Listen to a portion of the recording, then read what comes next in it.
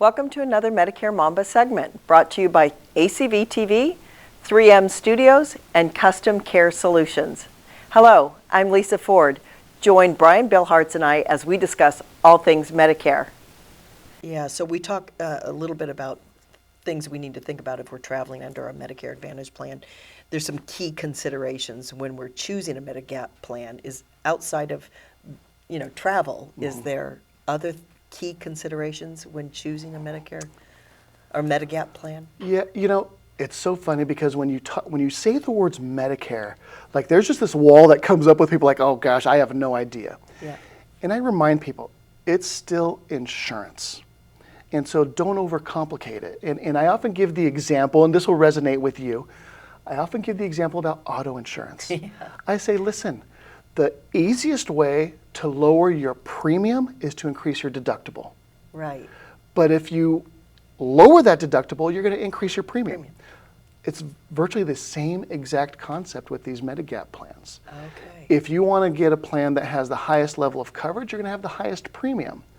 But if you want to have more out-of-pocket costs, higher deductibles, then that's going to bring your premium down. Okay. Because you're self-insuring up to Right. whatever your out-of-pocket amount is. I know or I'm deductible healthy. amount I is. rarely go in. I don't use my insurance as much, so my deductible I don't rarely meet every year. So maybe I want my premiums Lower. low. Yeah. Okay. And gosh, you're so good. I love these ideas that you come up with because 100% that is an absolute consideration people make. And then we remind them, you're going to want to lower that deductible if you get a diagnosis. But if you get a diagnosis, you can't level up that plan because you're going to have to go through medical underwriting. Oh, I have to be eligible and do all that. Yes. stuff. Okay. Yes. Yeah. So it's not as Yeah. simple as auto insurance in that concept of you can't just call and say, hey, Yeah. I want to go from plan N to plan G. Right. It doesn't work that way. Way. Yeah. Yeah. Really be. That's why you want a really skilled, broker agent who's going to work with you and think through all these different scenarios, life scenarios. Yeah. And it's really about developing a relationship with your clients, I'm sure. Absolutely. Right? Understanding, are they in their car traveling, across state, helping them make these decisions and really knowing your client as opposed to an 800, Yes. helpline, Yes. get me hooked up to a Medicare. So it's really important to have that agent that has that relationship with the individual. So thank you for all of that. Yeah. Part D, you touched on this and I went, wait, what? Part D, talk to us about the different parts of Part D plan. Yeah, Part D is very tricky. In general, there's a general structure that Medicare creates for these insurance carriers to be able to provide a Part D plan. But the companies use different techniques that contribute to their premiums, to their deductibles if they have them, and to their formulary. And You talk about companies. Are we talking like the scans, the align? That's the company, Yeah, right? correct, The insurance company. correct, Okay, go yeah. ahead. I'm sorry. So when you're talking about the different Part Ds, and remember, there's two different ways you can collect Part D. You could get it as part of a Medicare Advantage plan, like scan and alignment, or you could get it as a standalone. And remember, when you have it as that standalone, then Medicare is first payer. You haven't assigned everything over to a Medicare Advantage. Okay. So one of the ways that these companies, I like to say, hide things is in the formulary. For anybody that's not familiar with that term, it's the list of drugs that the company covers. Right.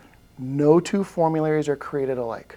Okay. I actually just had a case, a couple of weeks ago, and I met with, I've got a newer agent that's onboarding with me, and we were meeting with his mother, and we're kind of using her as like his first, Right. go Right. around all this stuff. Why So, so she was dead set on, okay, this is the type of plan that I want. I said, hey, no worries, that's totally fine. So we went through the process, we checked her medications, and the system that we use for comparing prescription drugs, it factors in the plan's premiums, it factors in the deductibles, Interesting. it factors in the cost per prescription as well. Wow. So it calculates all of that for us. It's very, very Sophisticated. sophisticated. Yeah. I love it. Yeah. So with the type of plan that she thought she wanted, That total cost for the last 5 months of the year was going to be nearly $1,700. And she was like, but that still is like 1 month premium for my current coverage. So she was like, this is $1,700, no big deal. I'm like, that's fine. So I said, hey, listen, let me just entertain you for a second. Let's look at a different type of plan. And so we went and looked at a different type of plan, and those same exact medications, $280 Oh my gosh. for the rest of the year. Wow. That's a huge difference, Brian. And the biggest difference is in the formulary, the way that the plans categorize these medications, and they put them in different tiers. Oh, that's So just because your current Part D plan has a medication covered as a Tier 3 doesn't mean every plan covers it as a and the Tier 3. likelihood of that individual, his mother, having the provider within that new plan is pretty high, because a lot of the providers here in the desert seem to align with the same plan. Right, So, right.